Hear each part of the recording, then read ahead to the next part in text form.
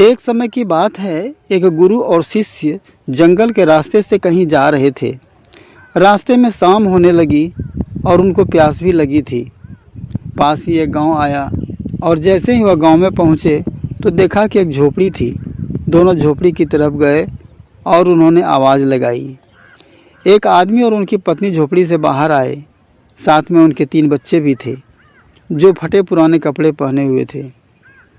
गुरुजी यह सब दृश्य देख रहे थे कि किसान के झोपड़े के सामने बड़ा खेत खाली पड़ा था, परंतु इन्होंने कोई फसल इसमें नहीं लगाई हुई है। गुरु ने सबसे पहले तो पानी के लिए आग्रह किया कि क्या हमें पानी मिल सकता है। तो उन्होंने गुरु और शिष्य को पानी पिलाया। अचानक गुरु ने कहा कि अगर आप इन खेतों में खेती नहीं करते तो फिर अपना जीवन यापन किस तरीके से चलाते हैं। उस आदमी ने कहा कि हमारे पास एक भैंस है और इस भैंस का दूध बेचकर पैसे कमाते हैं और इसी से हम आजीविका चलाते हैं। गुरु ने उनकी इस बात को ध्यानपूर्वक सुना।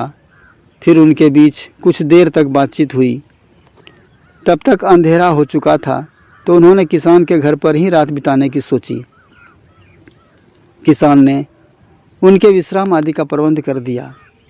रात में किसान परिवार ने यथाशक्ति भोजन कराया। लगभग मध्य रात्रि के करीब गुरु ने शिष्य को जगाया और कहा, उठो, अब चलना है। भैंस को भी खूंटे से निकाल लाओ, हमें इसे भी साथ ले जाना होगा और इस भैंस को ले जाकर कहीं जंगल में छोड़ना होगा।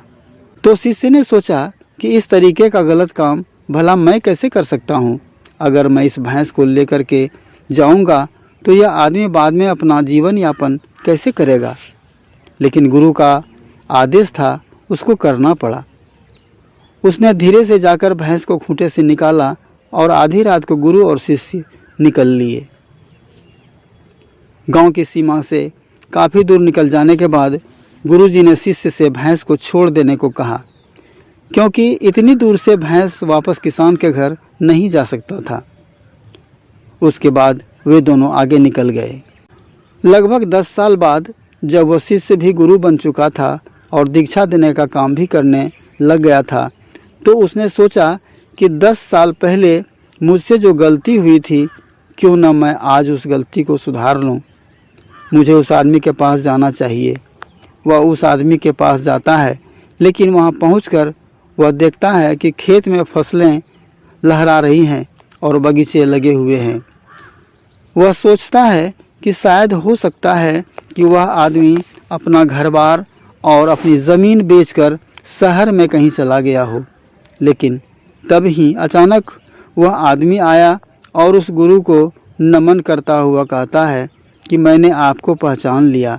बरसों पहले आप और आपके गुरु साथ आए थे, लेकिन उस दिन रात को अचानक पता नहीं क्या हुआ कि हमारी भैंस हमें छोड़कर चली गई और अब हमें कोई दूसरा काम करना था जिससे हमारी आजीविका पूरा सुचारू रूप से चल सके।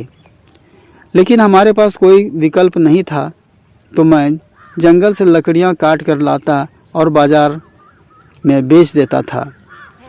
उसी से जीवन यापन करता था।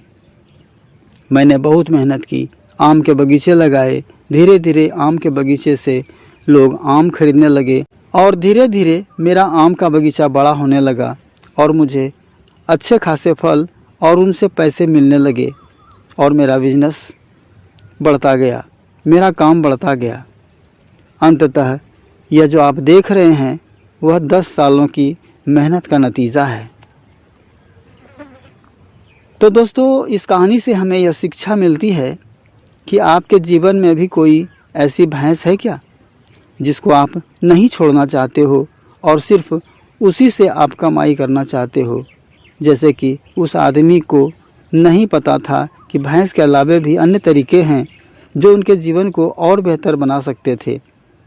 जब उनकी भैंस चली गई तब उसने अपने दिमाग का उपयोग किया और अपने जीवन को बदल डाला। इस प्रकार गुरु ने उसका भाग्य बदल दिया।